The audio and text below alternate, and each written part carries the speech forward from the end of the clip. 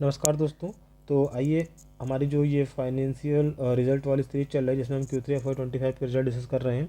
तो अगला नाम हमारे पास है ABM नॉलेज वेयर लिमिटेड का।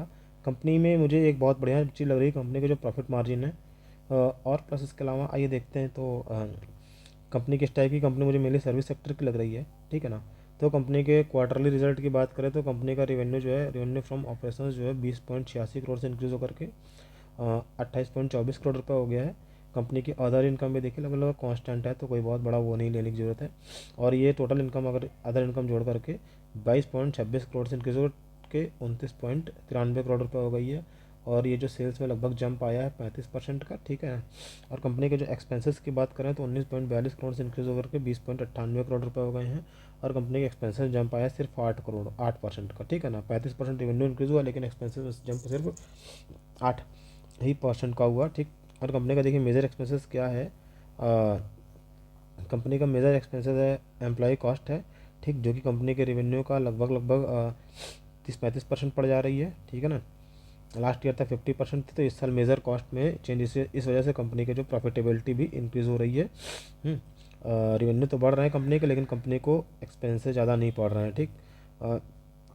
कंपनी के अगर बाकी इंटरेस्ट की बात की जाए तो इंटरेस्ट कुछ खास नहीं है, कंपनी में कोई है ही नहीं इंटरेस्ट, ठीक। मेजर जो अदर एक्सपेंसेस में कंपनी का थोड़ा सा इंक्रीज़ हुआ है 2 करोड़ से लगभग 2.5 करोड़ हो गया, लेकिन वो ठीक है। सबसे मेजर एक्सपेंसेस कंपनी के एम्प्लॉय कॉस्ट ही है, ठीक।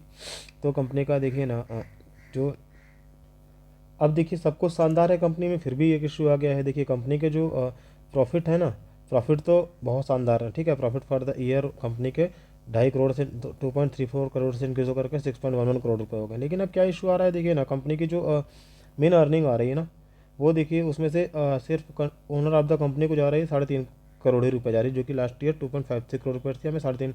और जो नॉन कंट्रोलिंग इंटरेस्ट है वो देखिए मेजर चंक उसको जा रहा है। तो मतलब शेयर होल्डर्स को क्या बेनिफिट मिला, कोई खास बेनिफिट नहीं मिला। शेयर होल्डर्स को सिर्फ मिला क्या कि उनको 3.5 करोड़ रुपये मिल रहा है इस प्रॉफिट से। तो यही सब इशू होता है कंपनीज का कि कभी कभी क्या होता है ना कि हमें कॉर्पोरेट स्ट्रक्चर नहीं देखते हैं और हम स्टॉक पैसा लगा देते हैं। हमें कॉर्पोरेट स्ट्रक्चर भी देखना होता है, भाई controlling stake owner of the company को कितना रुपये मिलेगा और नॉन कंट्रोलिंग इंटरेस्ट वालों को कितना रुपये मिल रहा है। तो इसमें तो मेजर मजे तो नॉन कंट्रोलिंग स्टेक वाले आ रहा है। This is not good thing. आपको अगर इस कंपनी को इन्वेस्ट करना है तो आपको इसके स्ट्रक्चर को जरूर से जरूर फॉलो करना पड़ेगा।